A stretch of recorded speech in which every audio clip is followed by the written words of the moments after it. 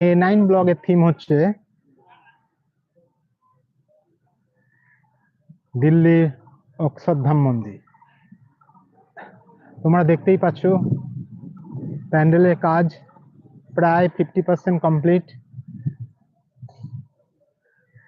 এর আগের বছর তোমরা এখানে দেখতে পেয়েছিলে চার ধাম, প্রচুর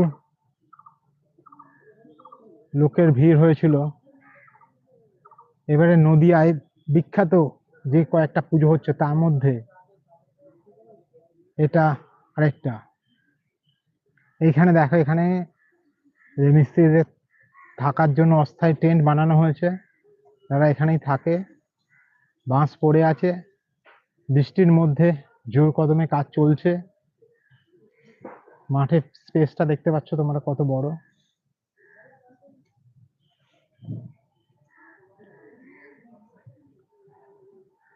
কল্যাণী A9 ব্লগে এবারে থিম হচ্ছে দিল্লি অক্ষরধাম মন্দির। আর এর জন্য তোমাদের আর দিল্লি যেতে হবে না, তোমরা এখানেই দেখতে পাবে। আর চ্যানেলটাকে সাবস্ক্রাইব করে দাও। চলো আমি তোমাদের দেখাচ্ছি পুজোর প্রস্তুতি কিভাবে কাজ চলছে। রাত দিন এখানে তোমরা দেখতে পাচ্ছ, এখানে লাইট জ্বালানো হয়েছে, লাইট জ্বালিয়ে এখানে দিন রাত কাজ চলছে। এবার আমরা তোমাদের ভেতরটাতে নিয়ে যাচ্ছি। এখানে অলরেডি তোমরা দেখতে পাচ্ছ বাটামে কাজ চলছে, বাটামে কাজ শুরু হয়ে গেছে। আর জল বৃষ্টির মধ্যে উপেক্ষা করে এখানে দেখো বাটামে কাজ শুরু হয়ে গেছে। এখানে টোটাল বাটামে কাজ চলছে। ভেতরে স্ট্রাকচার এখানে দেখতে পাচ্ছ, রাত্রিরেও কাজ হয়। মন্দিরের স্ট্রাকচারটা তোমাদের দেখাচ্ছি, দেখো 50% কাজ প্রায় কমপ্লিট।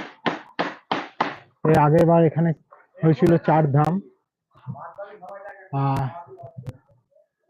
এবারে এদের হচ্ছে দিল্লি অক্ষরধাম মন্দির। কর্তৃপক্ষের সাথে আমাদের যে কথা হলো, ওরা বলছে মন্দিরটা নাকি 3D, মানে 3 দিক দিয়ে এই মন্দিরটাকে দেখা যাবে। 3D মন্দিরের আদলে এটাকে বানানো হচ্ছে।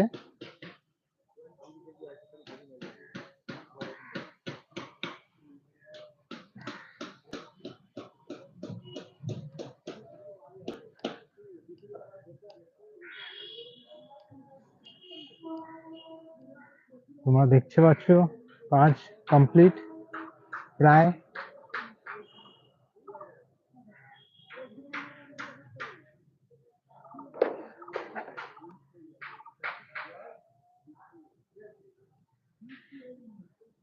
কলকাতা সেরা সেরা 108টা পুজো দেখার জন্য আমার চ্যানেলে চোখ রাখো।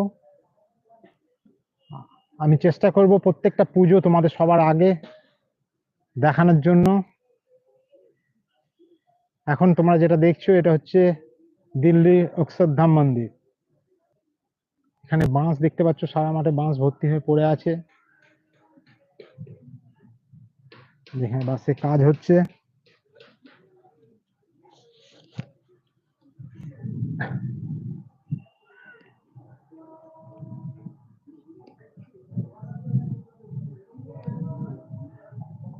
এটা হচ্ছে A9 স্কোয়ার পার্ক সার্বজনীন শিশু দুর্গা পুজো। এখানে দেখো ব্যানারটা দেয়াই আছে।